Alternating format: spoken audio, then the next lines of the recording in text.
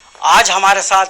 सपा नेता और बदायूं के पूर्व सांसद धर्मेंद्र यादव जी है। आइए जानते हैं उनसे कि जो विधानसभा चुनाव करीब है और उनकी क्या रणनीति है, समाजवादी पार्टी की क्या रणनीति है जो अब वो आने वाले समय में सरकार बनाए। जी, क्या रणनीति रहेगी आपकी? देखिए, रणनीति तो नहीं बताई जाती है, लेकिन जहां तक समाजवादी पार्टी के कार्यकर्ता के तौर पे मैं कह सकता हूं, उत्तर प्रदेश के अंदर जो समाजवादी पार्टी के काम रहे माननीय अखिलेश यादव जी की सरकार में, वो जनता को आज याद आ रहे हैं और जनता महसूस कर रही है कि उन्होंने कितने उपयोगी काम किए थे। चाहे वो रोड के इंफ्रास्ट्रक्चर बनाने का सवाल हो, चाहे मेट्रो देने का सवाल हो, चाहे डायल 100 के तौर पे बेस्ट पुलिसिंग जो वर्ल्ड वाइड हो सकती थी वो उत्तर प्रदेश को दी हो, चाहे लैपटॉप से हमारे बहन भाइयों को, बेटे बेटियों को जिस तरह से उन्होंने टेक्नोलॉजी से जोड़ा, गरीब माता बहनों को पेंशन देके उनको जो सम्मान दिया, किसानों का कर्ज माफ करके उनको मुफ्त सिंचाई करके बहुत सारी सुविधाएं दी। उसको आप ना दिखा पाएंगे इतने कम समय में, ना मैं बता पाऊंगा।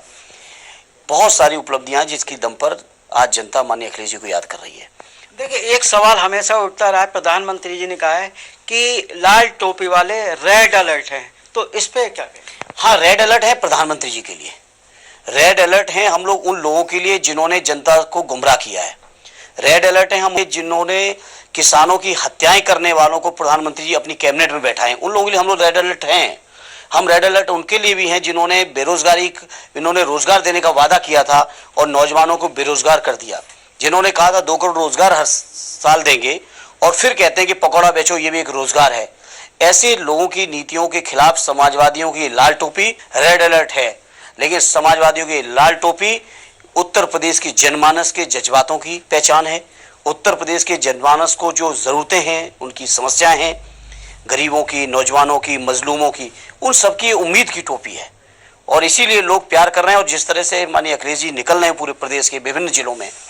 समय नहीं देख रहे हैं, चाहे वो रात के सुबह का भोर का 4 बज रहा हो, चाहे रात के 2 बज रहे हो या 11 बज रहे हो, लोग सड़कों पर इंतजार कर रहे हैं माननीय अखिलेश जी का। ये उत्तर प्रदेश के जनमानस की उम्मीद और आशा और विश्वास का रंग है। आपका एक ड्रीम प्रोजेक्ट था राजकीय मेडिकल कॉलेज, वो आज की डेट में बदहाली की स्थिति है,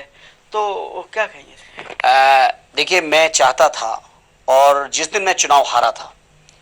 उस दिन मैंने आप ही सबको बुला के ये बात कही थी कि मैं चाहता हूं कि आने वाले समय जो सांसद हैं शायद हमसे भी बेहतर काम करें तो मुझे खुशी होगी। लेकिन आज जब उनके कार्यकाल के लगभग 2.5 साल हो चुके हैं, उत्तर प्रदेश सरकार के कार्यकाल पूरे 5 साल के हो चुके हैं, केंद्र की सरकार के 7 साल के पूरे हो चुके हैं,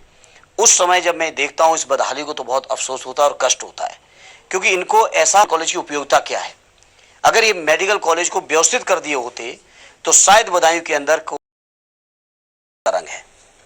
आपका एक ड्रीम प्रोजेक्ट था राजकीय मेडिकल कॉलेज, वो आज की डेट में बदहाली की स्थिति है, तो क्या कहेंगे? देखिए, मैं चाहता था और जिस दिन मैं चुनाव हारा था उस दिन मैंने आप ही सबको बुला के ये बात कही थी कि मैं चाहता हूं कि आने वाले समय जो सांसद हैं शायद हमसे भी बेहतर काम करें तो मुझे खुशी होगी। लेकिन आज जब उनके कार्यकाल के लगभग 2.5 साल हो चुके हैं, उत्तर प्रदेश सरकार के कार्यकाल पूरे 5 साल के हो चुके हैं, केंद्र की सरकार के 7 साल के पूरे हो चुके हैं, उस समय जब मैं देखता हूं इस बदहाली को तो बहुत अफसोस होता है और कष्ट होता है, क्योंकि इनको ऐसा कॉलेज की उपयोगिता क्या है। अगर ये मेडिकल कॉलेज को व्यवस्थित कर दिए होते तो शायद बदायूं के अंदर कोविड के टाइम पे एक भी जान ना जाती। जब मैंने सुना कि हर दिन 8, 10, 12, 14 डेड बॉडीज निकल रही मेडिकल कॉलेज से, और निकल इसलिए रही थी क्योंकि ऑक्सीजन प्लांट नहीं था, मैं निकल इसलिए रही थी कि वहां पे दवाएं नहीं थी, निकल इसलिए रही थी कि वेंटिलेटर था तो डॉक्टर्स नहीं थे एनेस्थीसिया के, तो बहुत अफसोस हो रहा था। और इसीलिए समाजवादी पार्टी के जनप्रतिनिधियों के सहयोग से हमने एक ऑक्सीजन प्लांट की स्थापना की, जिसका आज आप सबके बीच अभी कुछ समय बाद उद्घाटन भी करेंगे। और मैं आपके माध्यम से कहना चाहता हूं कि समाजवादी पार्टी की सरकार बनने के बाद, माननीय अखिलेश जी की सरकार बनने के बाद, मेरा प्रयास होगा कि इस मेडिकल कॉलेज के अंदर इतनी सुविधाएं जुटा दें कि बदायूं के किसी भी नागरिक को या आसपास के जनपद में जो उनके लिए कनेक्टिविटी है बदायूं की, दिल्ली, लखनऊ या बड़े शहरों में इलाज के लिए जाने की जरूरत ना पड़े, बल्कि इसी मेडिकल कॉलेज में वो अपना संपूर्ण इलाज करा सके, गंभीर से गंभीर इलाज करा सके। ये हमारा प्रयास है। माननीय धर्मेंद्र जी ने वादा किया है कि अगर उनकी सरकार आती है तो वो राजकीय मेडिकल कॉलेज की बदहाली को दूर करेंगे। Pankaj Gupta, APN news, Badaun. और चलिए